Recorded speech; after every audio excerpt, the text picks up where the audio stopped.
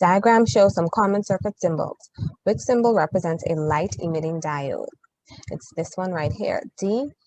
A is a light dependent resistor. C is a thermistor, a temperature dependent resistor.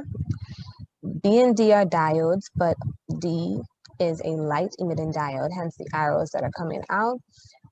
This is just a regular diode, okay? Number 30, when the voltage across a resistor is 6 volts, the current through it is 1.5 amperes. So we're going to use Ohm's law and we're going to transpose for resistance. 6 volts divided by 1.5 amperes, voltage and current respectively, is going to give us 4 ohms. Feel free to pause and rewind as you need to. Number 31, which component is best suited for use in a temperature sensor? That will be a device that can regulate the current in a circuit based on the external temperature, and that would be a special type of resistor called a thermistor.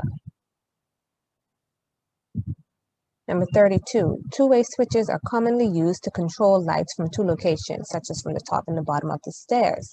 So which positions of switches A and B match with the lighting of the lamp? In order for the light to be lit, there needs to be a complete circuit running from the lamp to the battery. So when the current leaves the battery, or the AC supply rather, here at A, it needs to be able to travel through the wires and through the lamp without any breaks. So right now A is down, and so the current will be able to move from the supply into this part of the circuit, but there will be no pathway between the wire and the lamp unless B is switched down as well. So C is the only one that corresponds with the correct light position of the switches. So A must be down and B must be down in order for the lamp to be on. Number 33, Peter uses the Fleming's left-hand rule to determine the motion of a straight wire carrying current suspended at right angles.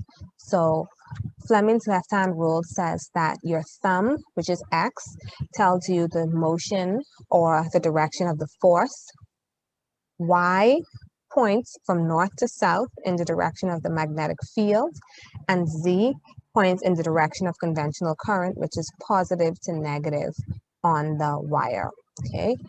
So if you go through that process of elimination and you go through each column, you're going to find the answer is B, that matches each of the labeled fingers in the diagram.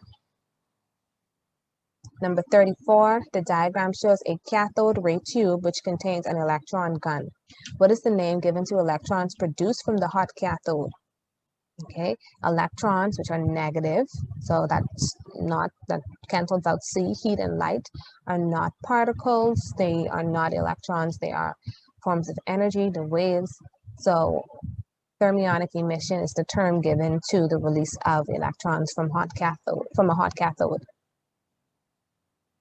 Number 35, the diagram shows an ideal transformer with an output voltage or secondary voltage of 400 volts. The primary coil has 5 turns and the secondary coil has 20 turns. Applying our formula for transformers, which says that the product of the primary voltage and the number of turns on the secondary voltage is equal to the voltage on the secondary multiplied by the number of turns on the primary. Transposing, we get that the primary voltage is equal to 400 multiplied by 5, all divided by 20, and that's going to give us 100 volts. So our answer is C. Number 36, again, we're employing Fleming's left-hand rule here. We have a simplified diagram of a DC electric motor, and we want to know in which directions would wire 1 or 2 move, and how would that cause the coil to rotate.